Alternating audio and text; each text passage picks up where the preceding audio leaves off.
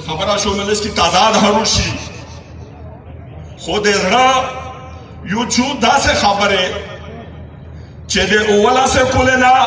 د مورډه د غاسه فړاپ لوړ دی او مو کولای نشوي چې و مې کړلې د هغه ډېر وجده کہانی جوړه شولې ورنه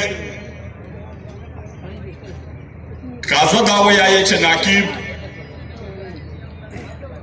دې دنیو نالوړه شاهد شو د ټوله پښتانه په خپل جوړ خو د خدای نه دا سول وکړه چې د مولا د ناقیب په چیرې شپته ورا مې زمدای کا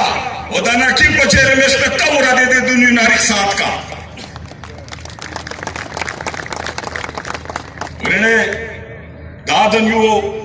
د آدم علیه السلام نه ونڅا تر نن اورېدا پورې خلق رو دریمي خو سړی هغه وي انسان هغه وي چې هغه د خپل ژوند سره تاریخ نیسي ورنه زه